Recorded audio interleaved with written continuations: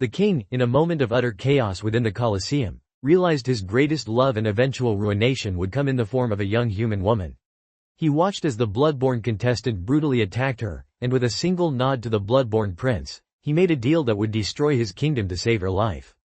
He allowed her to kill him, a calculated act to unleash her power and secure her survival. As he died, he saw the dawning realization in her silver eyes: she had been tricked. Yet, he knew it was the right thing, believing she was more deserving of what was to come. Oraya, the human woman and daughter of Vincent, the night-born king, awoke each day to the fresh grief of her father's death. The brief, hazy moments between sleep and waking were her only solace, a time when her father was still alive. But reality always crashed back, reminding her of Raihn, the man who had lied to her, imprisoned her, overthrown her kingdom, and murdered Vincent. She hated him, yet a hidden current of concern in his eyes when he spoke to her, a genuine care despite everything, deeply unsettled her. Raihn, now king, arrived at her chambers, urging her to prepare for guests.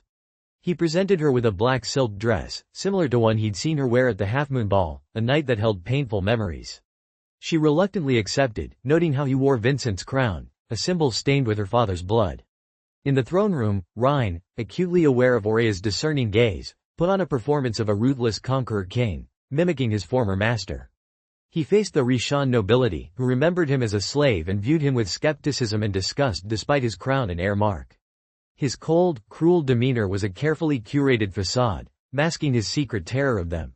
When Martas, a powerful noble and cousin of the former king Neculi, openly defied him and insulted Oraya, Raihn unleashed his full power, Asteris tearing through Martas, killing him instantly. Oraya, witnessing this, felt a surge of satisfaction, a familiar fight returning to her eyes. Raihn, seeing this, was deeply relieved. The arrival of Vale, a respected noble, who immediately knelt and swore fealty, swayed the other nobles to bow, securing Rain's precarious hold on the throne. Oraya, confined to her rooms, discovered that the bottom two locks on her door had been left open, a deliberate act by Raihn. This sparked a glimmer of hope for escape. She used a twisted earring and her burgeoning nightfire magic to open the remaining lock, and slipped out into the castle's secret passageways, known to her from childhood explorations. Her destination: Vincent's private underground wing, where she hoped to find weapons and answers. In his study, a wave of grief and obsession washed over her. Amidst his cluttered desk, she found a report detailing the destruction of Saloni, her homeland, and a small, crudely made dagger she had once given him. Then, a pile of broken glass shards, which, upon contact with her blood, reassembled into a mirrored bowl, allowing her to hear Jesmond's faint voice. Suddenly, Raihn's voice approached from the hallway. Oraya hid, realizing he had followed her. He knew she was there, and confronted her, acknowledging her anger and grief. He admitted his desire to build a new kingdom with her, confessing his failure to protect her and his hatred for this cursed place. Oraya, however, was consumed by her father's death, blaming Raihn for everything. She demanded to return to her room, and he, recognizing her unwavering resolve, conceded. Oraya used the mirror to contact Jesmond, her father's head of war, revealing that an attack on Misrata was planned, and advising her to evacuate and instead target the Sivernage armory.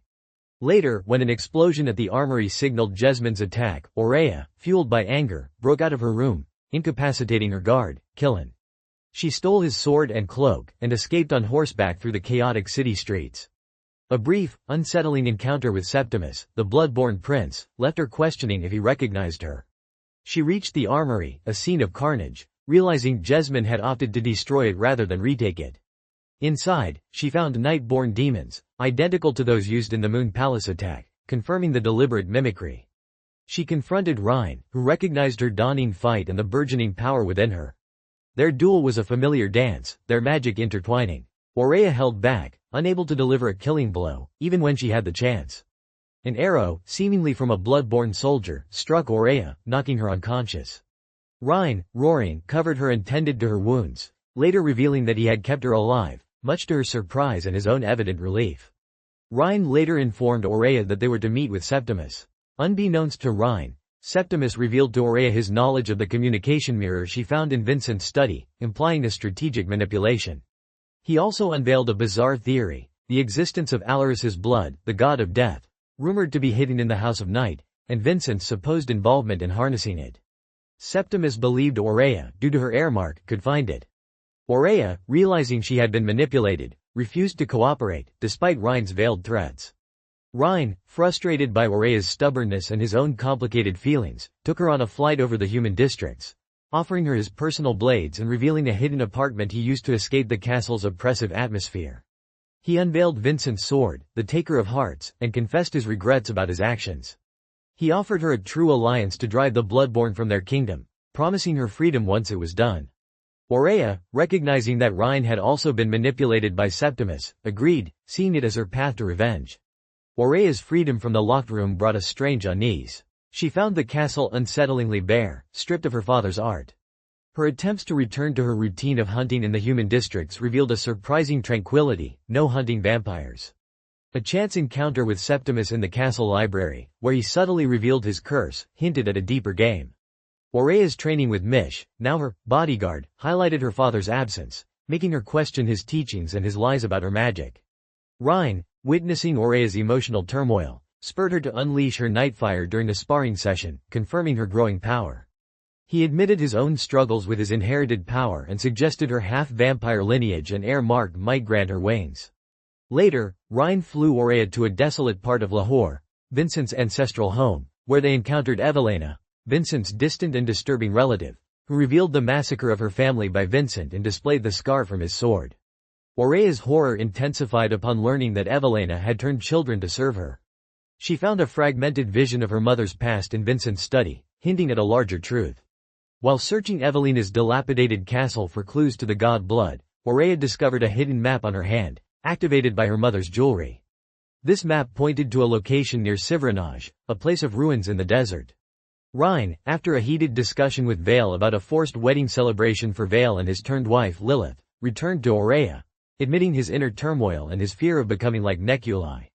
He revealed his own secret escape apartment in the human districts, where he felt truly himself. There, he offered Oraya her freedom and her father's personal notes, including a drawing of her mother, Alana, and a family heirloom. He then offered her a way to escape Obetrays, revealing he had always intended to let her go. Oraya, realizing Raihn's genuine intentions and the extent of Simon's and Septimus's treachery, refused to leave. She challenged him, and their shared desire and understanding of their unique bond led to a passionate embrace. The two planned their daring return to Sivranaj, swimming through the sewage-filled Litero River to enter the castle through secret tunnels.